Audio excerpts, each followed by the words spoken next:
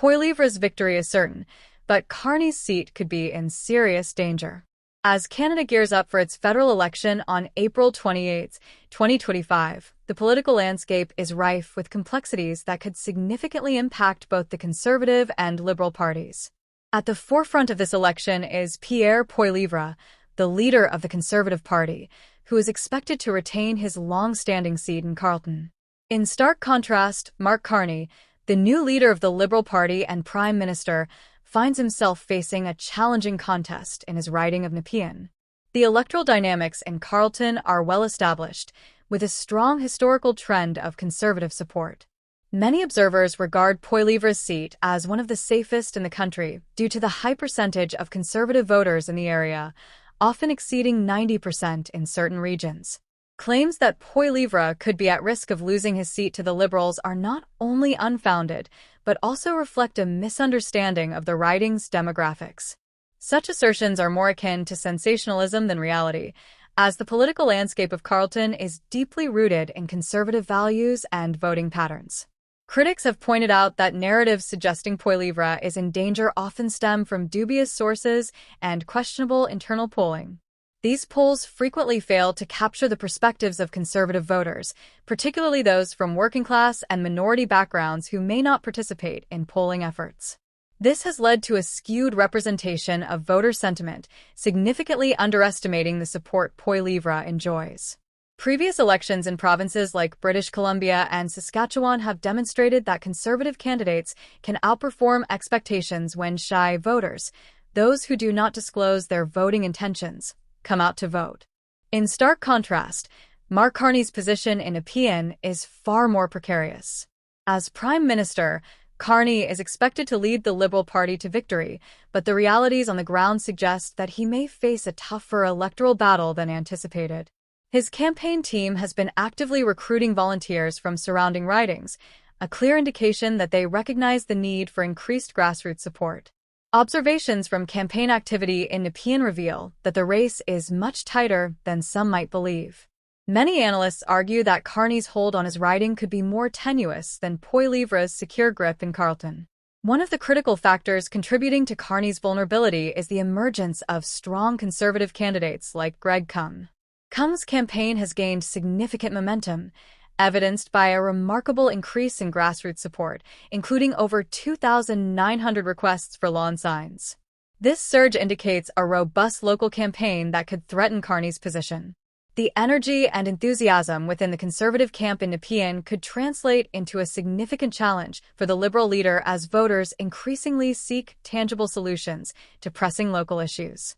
Moreover, Carney's leadership is under scrutiny as voters evaluate his performance and the policies of the Liberal government.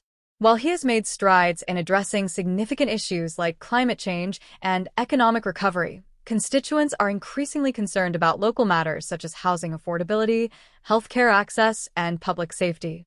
These issues resonate deeply within Nepean, where voters are looking for effective solutions rather than political promises. If Carney fails to connect with these concerns, he may find himself at risk of losing support. The media narrative surrounding this election also plays a pivotal role in shaping public perception. Some mainstream outlets have propagated ideas that could demoralize Conservative voters, suggesting that Poilievre's seat is vulnerable while downplaying the challenges Carney faces. This approach seems designed to project strength for the Liberals, even as evidence suggests that Conservatives are gaining traction in traditionally Liberal strongholds. The focus on internal polling and anonymous sources can create a misleading impression of the electoral landscape, and voters must critically assess these narratives in the context of the broader political environment. Media narratives can also serve as tactical maneuvers, shifting the focus away from the vulnerabilities of the Liberal campaign.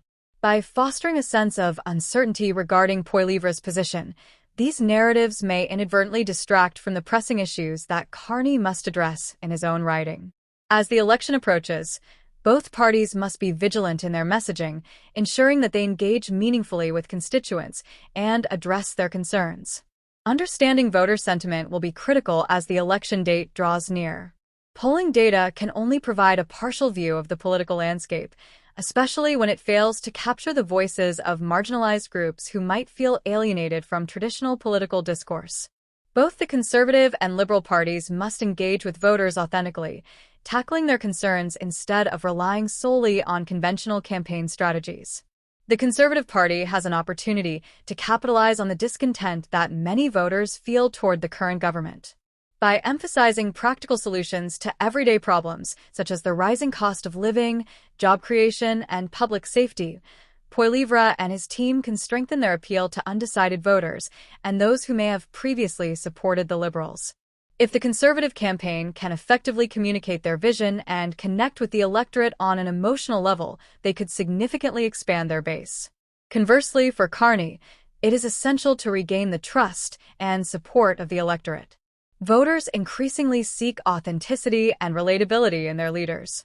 If Carney can effectively articulate his vision while addressing the specific needs of Nepean residents, he may galvanize support even in the face of adversity. Engaging with the community, listening to their concerns, and demonstrating a commitment to finding practical solutions could turn the tide in his favor. As Canadians prepare to head to the polls, the contrasting fortunes of Pierre Poilievre and Mark Carney illustrate the complexities of the current political climate. Poilievre is likely to retain his seat in Carleton, while Carney faces a more uncertain path in Nepean. The outcomes of these races will depend not only on candidate strategies, but also on the broader sentiment of the electorate, which is influenced by current events, media narratives, and local concerns. In conclusion, the upcoming election represents a pivotal moment for both the Conservative and Liberal parties, with implications that will resonate well beyond the immediate results. The narrative surrounding Poilievre's supposed vulnerability may ultimately serve as a reminder of the unpredictable nature of politics. At the same time, Carney must navigate a challenging landscape where his leadership is tested and every vote counts. As the election date approaches, it is essential for both parties to remain agile, responding to the evolving concerns of voters while staying true to their core messages. Ultimately, the results will reflect not just the candidates' strategies, but the will of the Canadian people as they determine the direction of their government for the coming years.